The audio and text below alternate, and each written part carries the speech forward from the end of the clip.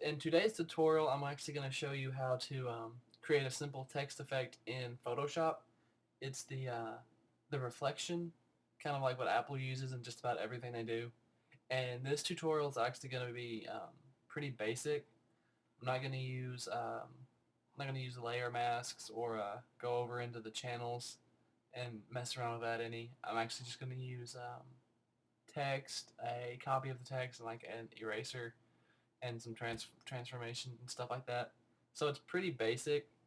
So if you're looking for more advanced, then uh, this is not exactly where you want to be. But first off, it's Photoshop CS4, and it's going to be probably the same for previous versions. Just go open it up and go to File and New and set up whatever size you want or open up whatever project that you have going right now. I was working on a business card earlier, so I'll just leave the same dimensions. Um, so now you have your little stage area, and you will want to now add some text, of course, and uh, I'm going to call it reflection. Change the color to black for me. Anyway, of course you can do this with whatever color you want. You can do red, blue, obviously, anything. And now I'm going to transform it to make it just a little bit bigger instead of, I don't like really, I don't change the size of my font. I usually just type it and then grow it or shrink it. Um, in order to transform it, you go to Edit and Free Transform, or you use the keyboard shortcut on a Mac. It's Command T, and if you hold Shift, it locks the aspect ratio, so you can drag it and it doesn't like warp it like this or like that. It locks it. So I'll go with that. Keep that. Alright. Now we have that. Now we can either come over here to the layers palette and right click or control click on reflection, and we can either duplicate the layer, which brings this up as a reflection copy, or we can also, if you're on a Mac, hold Option down and drag it, and it makes the copy that way. Or even if you don't want to do that, you can grab it here and hold Option if you're on a Mac and just drag that way. But to make a reflection actually work and look really good, you're going to want it to be lined up perfect. So you'll just want to either duplicate the layer or option drag. So I made a copy of my reflection text, and now what I'm going to want to do with it is control click or right click it, and I'm going to rasterize the type.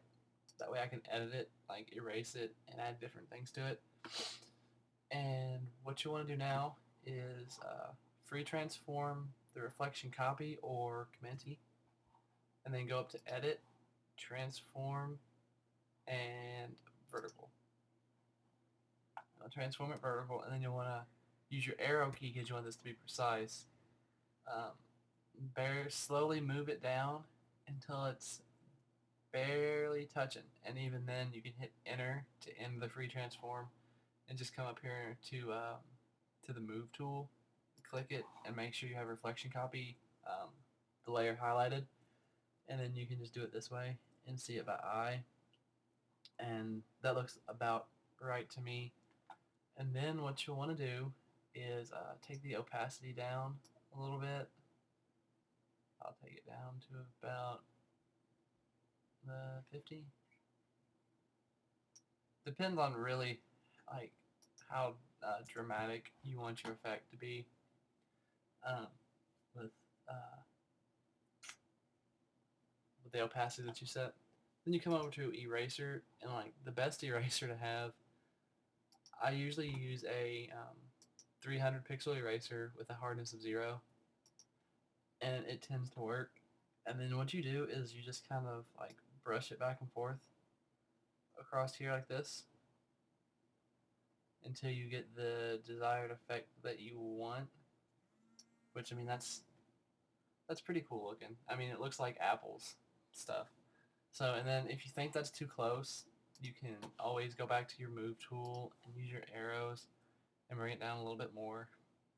Maybe like that, like it's sitting on something, I don't know. And there you go. And then if you wanted to reduce the size of your image, you can highlight both of these, control click or right click, and you'll have to rasterize this as well, the original one, and then you can select both of them and you can merge layers. And that just reduces the size of your image. Like, it takes it from, it drops the megabytes big time. So, but yeah, that's just a simple reflection, and now you can move that around, set it anywhere, up here in the corner, whatever. But I'm going to have some more tutorials on using the channels and using like a layer mask or even the effects that are built into Photoshop when you double click on a selection.